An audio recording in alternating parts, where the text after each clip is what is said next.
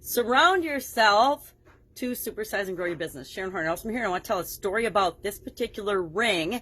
Not mine, it belongs to my daughter, and it says unfuckable, which, you know, if you don't swear, you're probably offended now. Sorry, not sorry, because it is a great example, a physical reminder of who we are, who we surround ourselves with, and why that's important. Our idiom for today for the group is surround someone or something or ourself or yourself or oneself with someone or something to create what you want in life, right? To create the business, specifically here, to create the business that we want to see in the world, right? I love circles as reminders of things, and I'm sharing this story because I wish I would have thought of it for my businesses and for my group.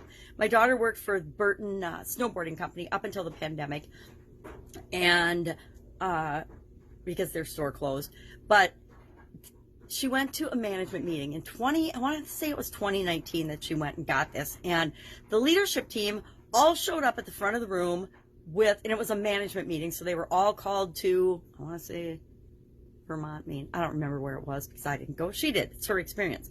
But the leaders of the organization that pulled them all together from all over the country showed up with these 4-part brass knuckles. And then they gave each of the managers this double ring mini set of, not brass, they're I think probably silver, I don't know, stainless steel or something,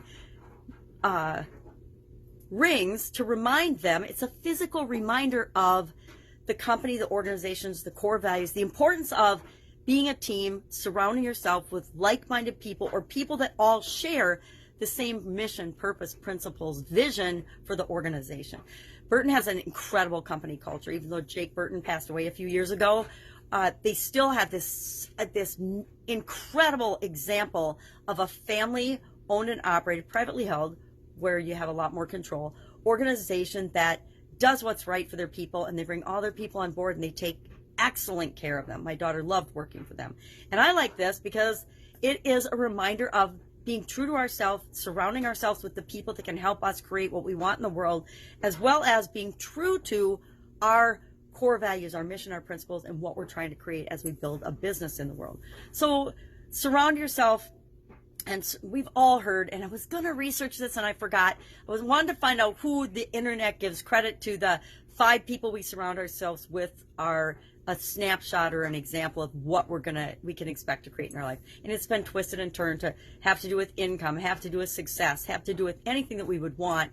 And it's absolutely true. So as our action item today for the BU 365-day annual challenge, to do one thing every day that improves us, we're asking ourselves, who are the 5 people I am currently surrounded with? Are they the people I need to create what it is I want in my life? And a lot of times I've asked myself this question, and it's absolutely not. You know, we tend to fall into groups, and especially during the pandemic, if we weren't consciously choosing who we were following, who we were listening to, especially when we were geographically and physically separated from other people, we learned a whole lot really, really quickly about the people that are our immediate family, right? We were closeted or in homed with the people in our immediate family, and they either feed us in a positive way or they feed us in a negative way, or somewhere in the middle, right? I like to think that I'm a combination of positive and negative. My negative wants to take over, but I'm always beating it down with the positive.